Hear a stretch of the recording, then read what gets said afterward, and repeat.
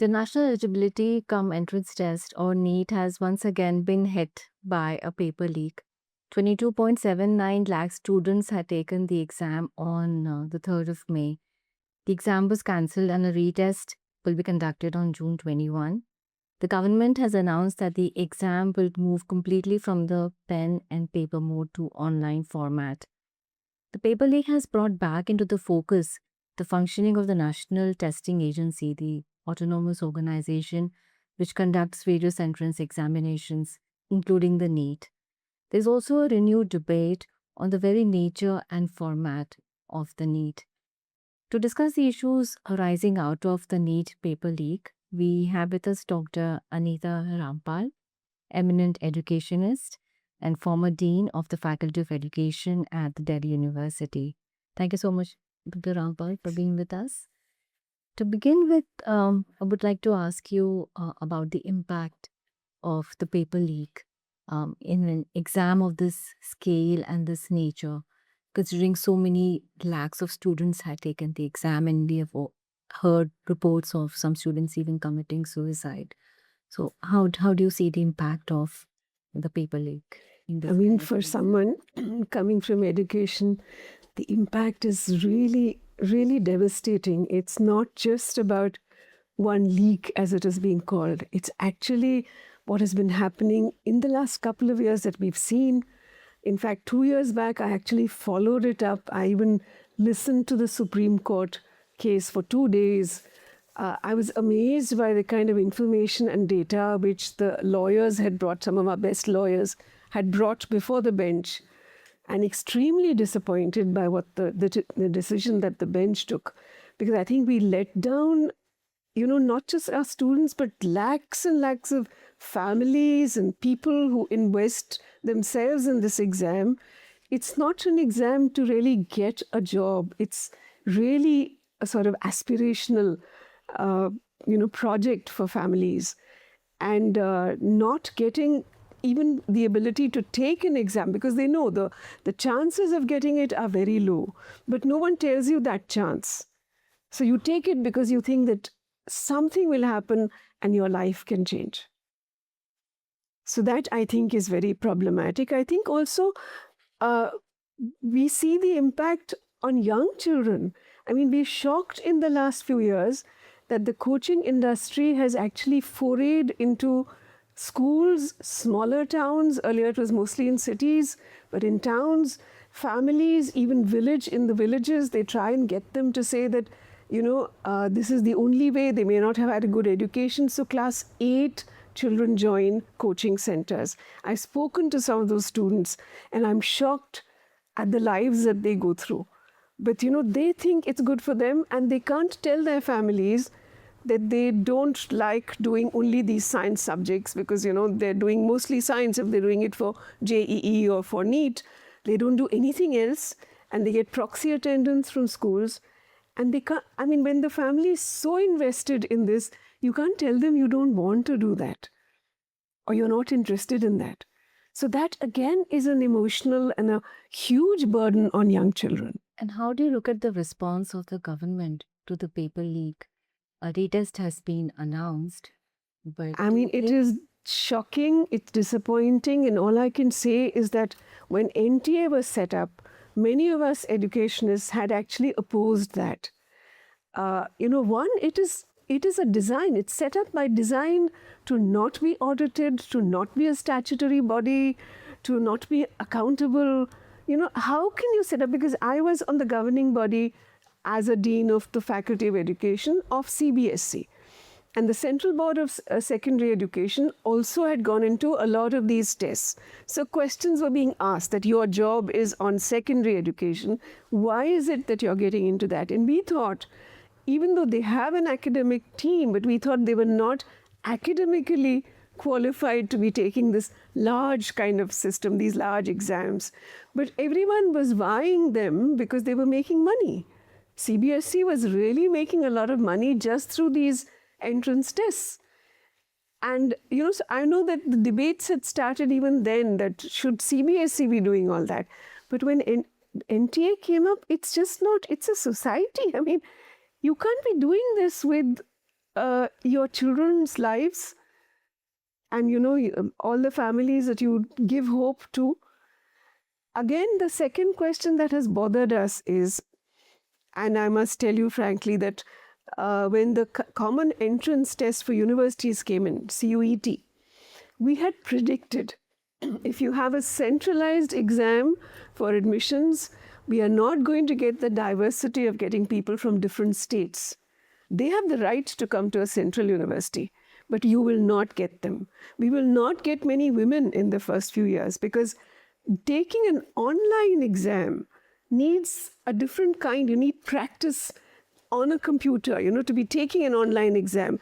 And people don't have those resources, to be getting that. That's exactly what happened.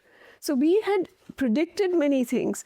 But of course, NTA, I know even in the last couple of years, some young colleagues who've been invited to take tests, it's quite a nightmare the way these tests are set, even when they get people from good universities, because the way they set them, how do you make a good question paper? How do you do that? We've done workshops in the university, even questioning our own university exams and saying, how are we doing it? Can we do it better? Does it really assess what you want to assess? And we find that it doesn't, just by asking some of these questions, which just in the pattern, students know what is going to be asked. But the worst is multiple choice questions. I mean, I keep telling people that I thought we died the day we were supposed to make multiple choice questions to give admission to research students. This can't be a single point assessment that just one multiple choice will tell you that this person is going to be a good researcher. How can you ask a question? So I'm just saying that this doesn't assess understanding. It doesn't assess depth of, ability of nuanced understanding. And how can you assume it assesses a person's attitudes or interest to be a doctor? So what is this? What is this huge, mega sort of thing that has been set up, which is gobbling up, which is coming up? I mean, we've all heard that the coaching industry now is 60,000 crores. These estimates say that by 2030, it'll be 1.5 crores, 1.5 lakh crores. So I think that anyone who cares for education, anyone who cares for children's rights, or who cares for a federal structure of the country, because it also takes away the federal structure. When you have a centralized curriculum and a centralized test, all the state boards get, sort of marginalized. After some irregularities were reported in NEET in 2024, there was a debate about the functioning of the NTA. And a committee was set up, the Kasturirangan Committee, and it suggested some measures to be taken to reform the NTA and also the manner in which the NEET was being conducted. So do you think those reforms, if they would have been carried out, would have helped the situation or? Not so much. Because I think they still went by the pattern of this body, this large body which would be taking tests. And somehow there's a huge myth in our society that a better test is a more competitive test. So a large competitive test taken centrally is a better test. I don't know how they come to this, this myth needs to be debunked, because no educational studies would tell you that this is a better test. In fact, it's the other way around. All our educational studies tell us that a large competitive test tests your social advantage and not the depth of your understanding. And social advantage means all that, the resources that you have at home, through coaching, through everything else, through the books that you can afford. It doesn't really. So why are we pushing for this? Who is gaining from this? Not the students. We are not getting our best pool of students into the courses that we want. I mean, if we want good doctors, Tamil Nadu had a very, very viable logic for that. They said, if we want good doctors in our village clinics, these tests don't allow village students to even appear in these tests. How are we going to get them as doctors? So I think that was a very good logic which should strike us, that do we want people who are serving a community, who are caring about patients, who care about the job that they're doing in teaching? Do they care about teaching in this thing? Or are we just getting someone whom we think, can pass and get marks and then get a job? So I think there are serious questions that need to be asked in the entire setup of having such a body, because we have had enough time to see, have we really produced better medical students who understand whatever they're supposed to understand? And the second question is, who serve? We don't want self-serving doctors. Is that what our government wants? Then we should be clear that is that what we are selecting? Because if you take loans and your families are really indebted and you spend so much money. I mean, this was known even earlier, that people are paying up to 5 lakhs to get some questions, to get some answers. The coaching institutes have their own, how do they spend so much money on these front page ads to advertise themselves? So they also have their own sort of leaks within the government, within the system to try and set. So what are we doing if we support this system? And secondly, JEE is a very good example, but that's different. We can't do that for a medical exam. JEE is it expects some kind of technological understanding.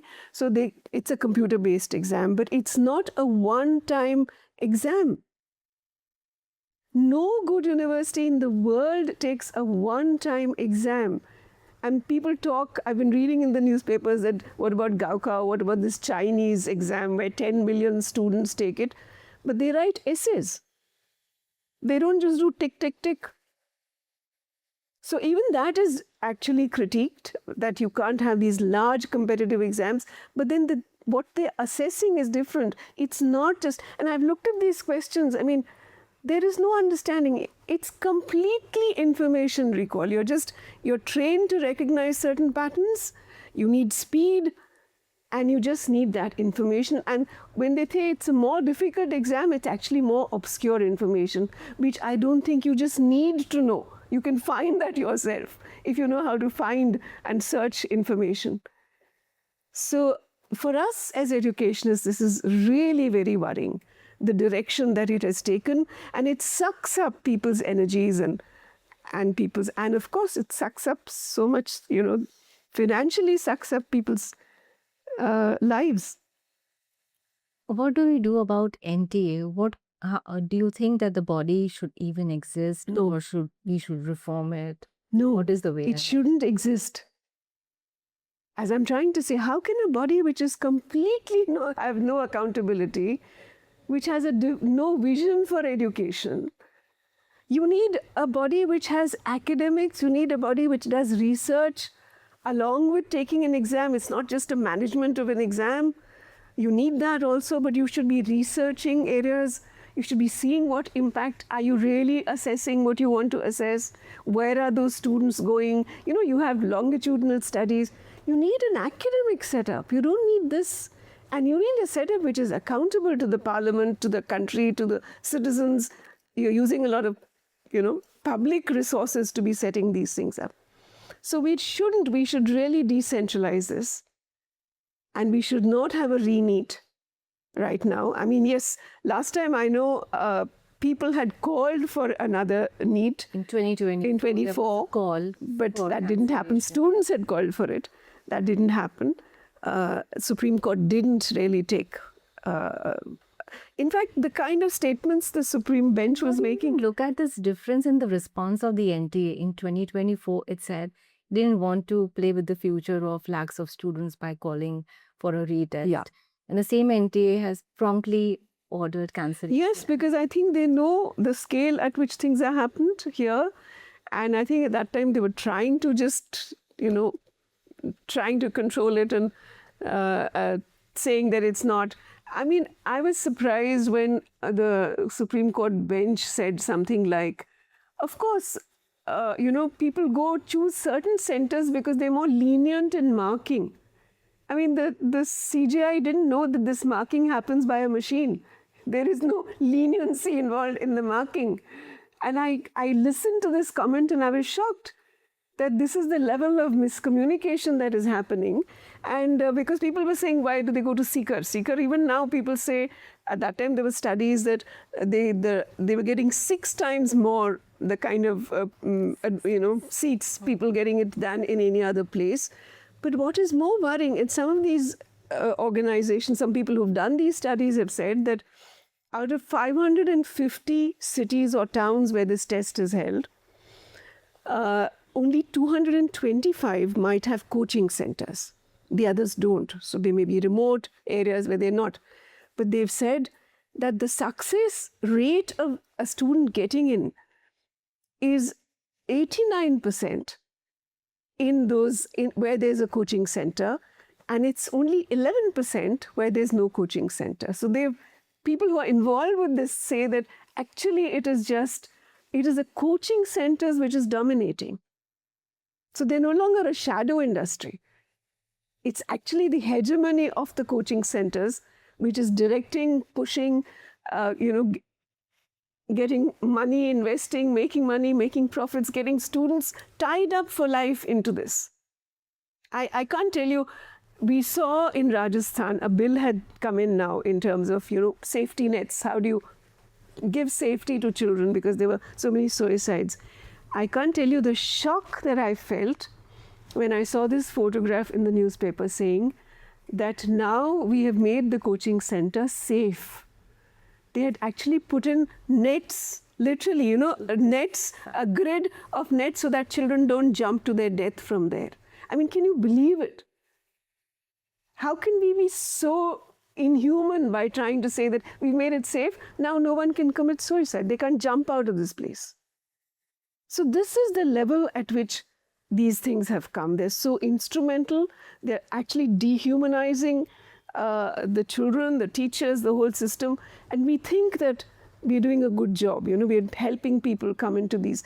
We're not telling them that the chance of your coming in is probably 0.5% or 1%.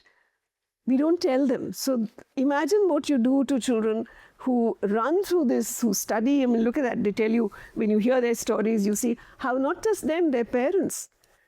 So I think this is a kind of, it's assumed sort of dehumanizing, effects on people.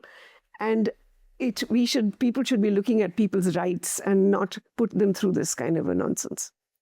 Is it because of the nature of the exam, the format of NEET, that we have this coaching industry which is really, proliferating and kind of even taken on exploitative nature, the way it's reaching out to even smaller cities and scouts? Yeah, the nature of the exam is so superficial in terms of, as I said, 180 questions in 180 minutes or, something like that.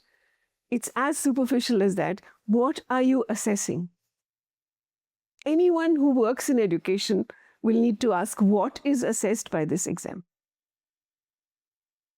And then it's actually, what is more shocking for me?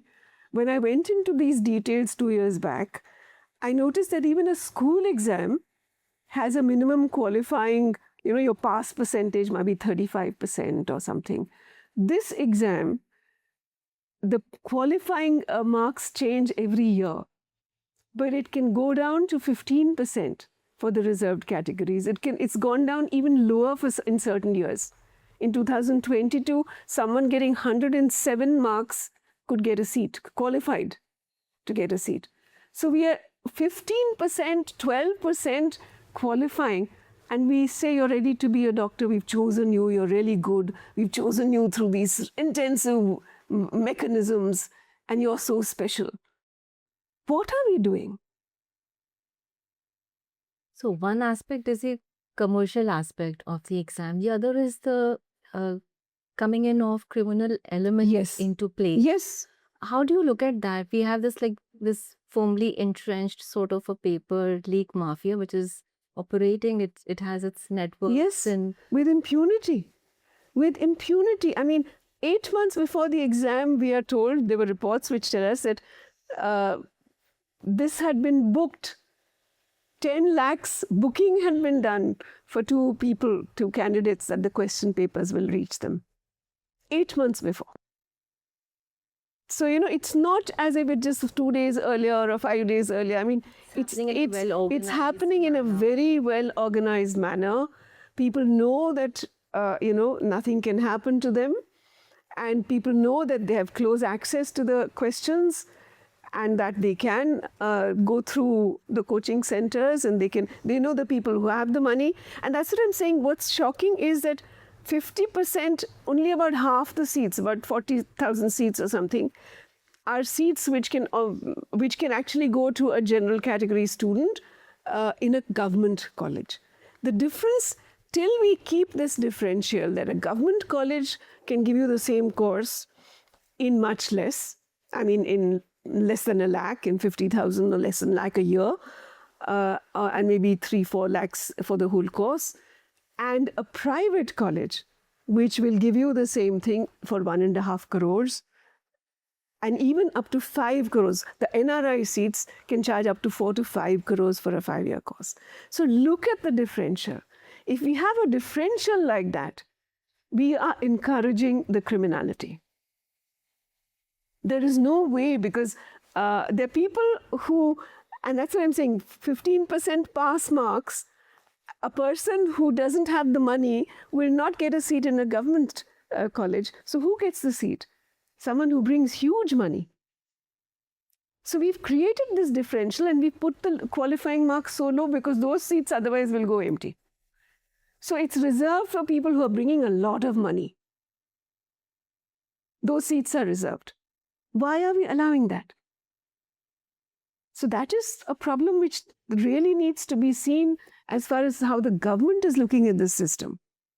Do you think this favors students who come from rich families or affluent families because they are the ones who can go in for coaching?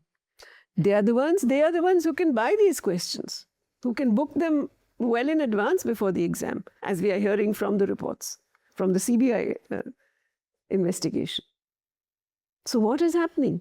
So no amount, I mean, we can't say we'll computerize it all, because again, we'll be having the same multiple choice questions, which I'm telling you, educationally are very, very superficial. You don't really assess much through that. Coaching industries will remain very active if you have this kind of a format, whether you have it in computers or you have it in pen and paper. This format is going to encourage the coaching industry, much more if it's computerized, because you can't do it at home as much as you need that practice. So that is worse. But what are you achieving out of that? So it is you, and who has allowed you to have these colleges? They're deemed universities. I mean, there was a study which showed that EWS students, they are EWS category, and they joined a deemed university where the fee was more than 1 crore. How can that be? So you're allowing these kinds of transgressions, these kinds of false corruptions, of everything, because you built a system like that. Computerization has been projected as this big solution to the problem of paper leaks by the government. Yes. Do you think it will come with its own share of problems? It has. I mean, yes. So the only thing, that's why when people compare it with other exams, JEE is a very different exam, very different kind of students are coming there.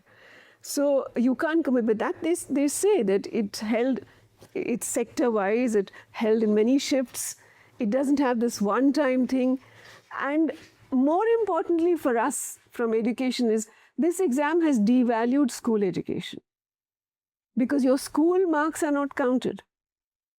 So that's why people go in after 8th, they're going into this. So if you are to be assessed, you should have a long assessment. Your school marks should have value. That is what earlier, when your board marks came, that is what happened. And that is why Tamil Nadu said that they have refused NEET for many years, because they even had a Rajan committee which came out with a detailed report. And they refused it because they said that their children who normally would come in through their board school marks, who are from smaller towns, from poorer homes, don't come in through the NEET, will not even be able to appear in the NEET. So even the question of equity is very strong for us, for a country like us. Tamil Nadu and even Kerala has demanded that Yeah. that So we we should need go back states. to the Yes, we should need to go back to that, and states should be working on this, on what is a better mechanism of assessing. Like the IITs did it themselves. When they first started, professors in IIT sat down and said, what kind of questions to set? How should we assess? So that kind of a thing needs to be done. And then, like best universities do, there are 2, 3 levels. One is a screening, and then the second is a little more detailed, advanced, where your analysis, your abilities, your readings, everything is being assessed. The third one can be talking to students, focus group discussion. What other activities do they do? How do they look at health, serving in healthcare? So when you want to look at attitudes and other kind of skill sets, you do that. You can't keep it as a one-shot, 3-hour thing on multiple choice. That is a no-no for assessing anyone. If you don't want to assess abilities, then it's a different thing. So one final question: when you say that MCQs in one single setting is not the solution, then what ideal examination format do you have in mind for an exam of this nature? There's Yeah. so many lakhs of students, are aspiring to it. See, lakhs of students took our course, which was a Bachelor of Elementary Education or a B.Ed, because those are professional courses. You get a job after your course. So there were lakhs of students appearing for that. And we conducted it in Delhi University before this online thing happened. And we used to do it. One was a screening, which was a written test. We used to make it, in which there was also, you write some things. It's not just multiple choice. There are some questions that are asked. There are some cases given to you, and based on the case, what is it you understand? So what is your understanding of education or children's learning? And then there was an interview. Before the interview, they also wrote something and came. So sitting there, they would write something and come. Based on what they had written, we would discuss with them. Also, you talk, what are the kind of books they read? What other things do they know? So you judge on that. Even that might be a small component, but you get some idea. So I'm just saying that you have layers of this, and we've done it for a course which lakhs of people applied for. So you can always make that better, but at least the purpose of doing it and what you find as your goal. What is your goal? What are you really looking for? Otherwise, anyone preparing for UPSC will come and even join our education faculty. And when we'd ask them, they said, we'll get a hostel for 1 year. So they have no commitment to education, but they're just getting in because it's an online course, or it's a coach, it's a kind of questions which they're preparing for any other exam, in the same general knowledge, same this. You can't do that. You have to be more specific. People who are teaching in that university should be involved in that, or some universities come together for different courses, different disciplines, Similarly for medical colleges, I think they should be doing that, because we know otherwise what's happening. I mean, students are going outside the country to do this course. We first heard about it in Ukraine, when so many medical students were caught there, just because it was cheaper. It was good, but it was cheaper, they said. But then again, when they came back, their hospital internship was not recognized. They had to take another exam in which the pass percentage is 20%. So what happens to the 80%? So I'm saying someone has to have a pro-student, a pro-community, a purposeful study and understanding of what are you doing this assessment for? And are you choosing the best people? What do you mean by best? So do you feel the government should set the ball rolling, calling for a discussion, a thorough discussion on this issue? Yes, and also the medical council. They also should have their say in this. They should bring in people. They should bring in doctors are writing in the newspapers now that this does not serve the purpose. So they should bring in people who have really understood what medicine is, and as I keep saying, what does it mean to serve? So bring in people who are doing that. We have enough of that in our country. And let them say from their experience, because they teach They also know how what kind of people come in through these tests. So they should have that. And people from education, people from psychology, people from other fields who understand what these pressures do on a child, what to a whole family. They should certainly do that. I think we have enough understanding and enough sort of abilities in our country to be able to set up a good system, which is fair. For us, it's important it should be fair. Thank you so much, Dr. Rampal, for sharing your views on Thank you. the NEET paper leak with us.